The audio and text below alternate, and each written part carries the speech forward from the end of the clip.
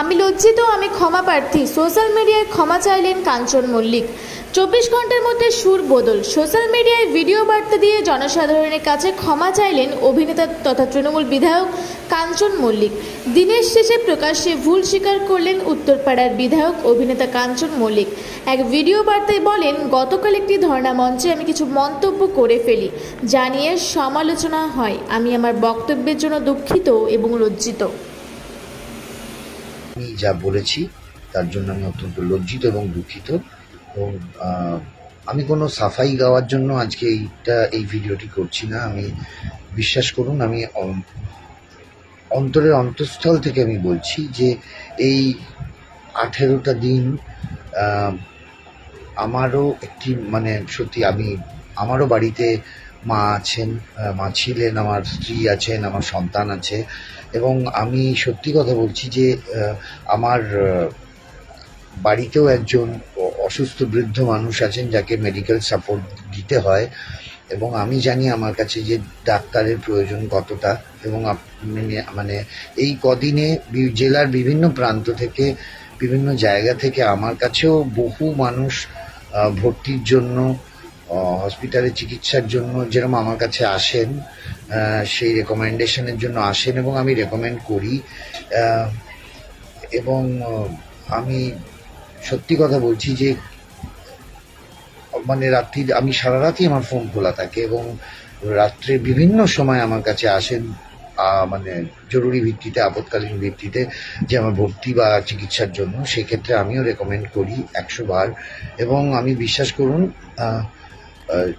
আরেকটি ঘটনা আমি আবার বলছি, আমি একটু শেয়ার করতে চাই যে যেদিন IMU এর স্ট্রাইক চলছিল, সেই দিন আমার একেবারে ভাতৃপ্রতিম এক বন্ধু, তার মার ইন্টারনাল ব্লিডিং হয়, সেরিব্রাল হ্যামারেজ হয়ে ইন্টারনাল ব্লিডিং হয়। এবং সে তখন আমাকে ফোন করে এবং সে তড়িঘড়ি তার মাকে হাসপাতাল নিয়ে যায়। এবং বিশ্বাস করুন, সেদিনকে যা অবস্থা, সে 2-3টে জায়গায় ঘুরে, এবং আমিও ফোন করি, কিন্তু সত্যি সেই পরিস্থিতিও ছিল না সেই সময় যে সেই ধর্মঘটের মধ্যে সেই কাজ হয়। কেননা সত্যি ডাক্তাররা যে তখন সঙ্গত কারণে, ন্যায্য কারণে তখন সেই আন্দোলন এবং ধর্মঘট চলছে। এবং খানিক বাদে আমার কাছে আমার বন্ধুর ফোন আসে যে আর তোর সাহায্যের দরকার পড়বে না, তার কারণ আমার মা আর নেই, আর আমি তোকে ডিস্টার্ব করবো না। এইটা সত্যি আমার কাছে খুব মর্মান্তিক ঘটনা। তিনি আমার মাতৃপ্রতিম, তাকে আমি হারাই। এবং বিশ্বাস করুন, আমি ডাক্তার এবং ডাক্তারি পরিষেবা, আবার বলছি যে আমার কাছে আমার বাবা অসুস্থ ছিলেন, মা অসুস্থ ছিলেন, ডাক্তার সত্যি আমার কাছে ভগবান স্বরূপ। এবং আমি বিশ্বাস করুন, আমি অন্তরের অন্তঃস্থল থেকে বলছি, আমি জুনিয়র সিনিয়র কোনো ডাক্তারের ডিসক্রিমিনেশন করতে চাইনি। আমি জানি যে সিনিয়র ডাক্তারের কাছ থেকে শিক্ষা নিয়ে জুনিয়র ডাক্তাররা তাদের এক্সপিরিয়েন্স গ্যাদার করেন। এবং আমি সত্যি কথা বলছি যে এই আন্দোলন এবং আন্দোলনকারী তাদের যুক্তিসঙ্গত এবং ন্যায়সঙ্গত, 2000% ন্যায়সঙ্গত তাদের এই আন্দোলন। আমি তাদের আন্দোলনকে কোনোভাবে ছোট করতে চাই না, আমার স্বপ্নেও আসে না এই কল্পনা। না, আমি শুধু একজন জনপ্রতিনিধি নয়, জনপ্রতিনিধি হিসেবে বলছি না, আমি শিল্পী হিসেবে, একজন সাধারণ মানুষ হিসেবে বলছি, আমি একজন সন্তানের পিতা হিসেবে বলছি। আমার বাড়িতেও আমি কাউকে বোন, স্ত্রী, কন্যা সবটা নিয়েই বলছি যে আমি বলছি যে রিয়েলি উই ওয়ান্ট জাস্টিস। এবং আমি চাই, এবং আমি অন্তরের অন্তঃকরণ থেকে বলছি যে আমি সব সময় চাই যে দোষীদের শাস্তি হোক, কঠোরতম শাস্তি হোক, দৃষ্টান্তমূলক শাস্তি হোক।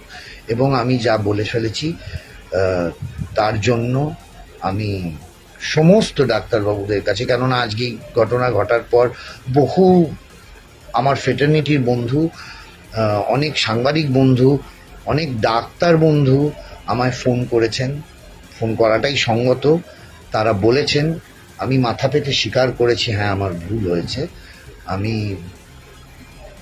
আমি জানি না এর কোনো যুক্তি নেই, মানে আমি বলতে পারছি না, তবে একটাই কথা বলছি, আমি লজ্জিত।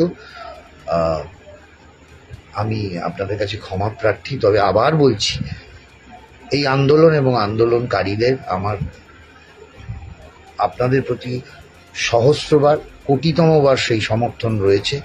আমি আবার বলছি, একজন সাধারণ মানুষ হিসেবে, পশ্চিমবঙ্গের একজন সাধারণ নাগরিক হিসেবে, we want really justice, we want justice, we want justice. এবং আবার বলছি, আমি চাই দোষীরা ধরা পড়ুক এবং দোষীদের দৃষ্টান্তমূলক শাস্তি হোক।